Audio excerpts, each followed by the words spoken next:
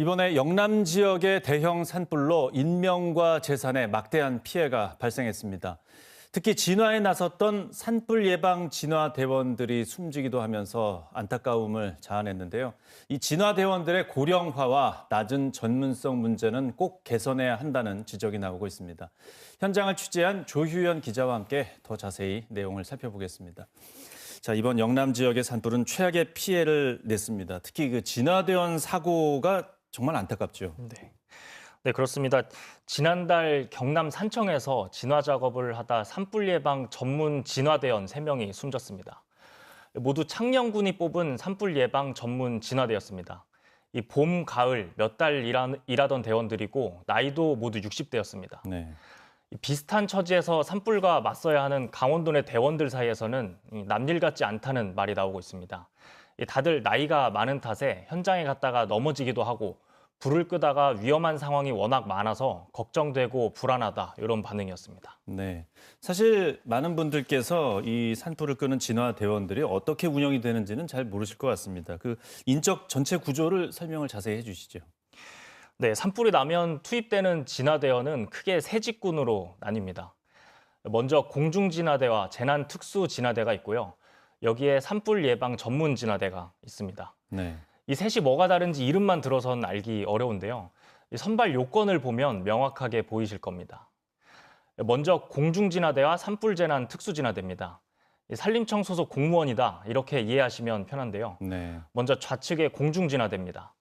군 특수부대 전역자나 3년 이상 복무자, 그리고 구조 및 구급 경력이 있는 소방공무원, 응급구조사 자격이 있는 사람만 지원할 수 있습니다. 선발 기준이 가장 까다롭고요. 그다음 산불 재난 특수진화대입니다. 만 18살 이상 60살 미만이어야 하고 산림 관련 자격증이나 응급구조사, 드론 조종 자격증을 우대합니다.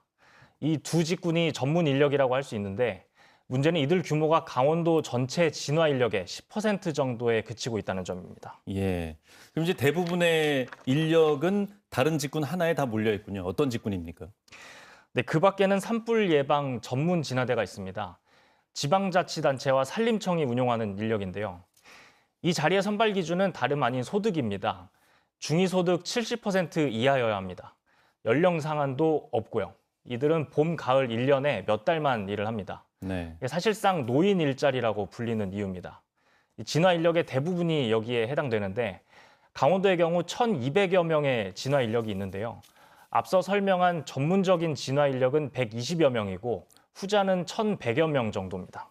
예. 숫자만 봐도 많은 분들이 아시겠지만 대형 산불에 잘 대응을 하려면 전문 인력을 더 뽑아야 한다는 얘기가 나올 수밖에 없겠네요. 네, 물론입니다.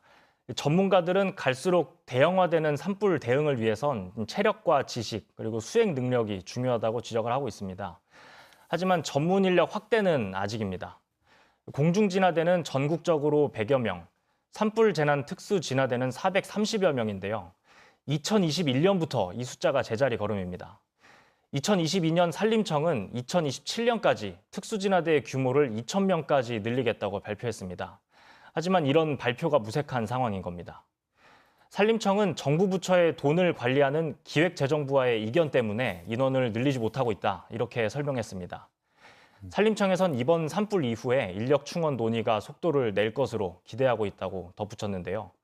하지만 전문 진화대원들이 2,000명 수준까지 확대가 되더라도 전국에 곳곳에 분산 배치됩니다. 이 때문에 이것만으로는 역부족이다, 이런 지적들도 나오고 있습니다. 예.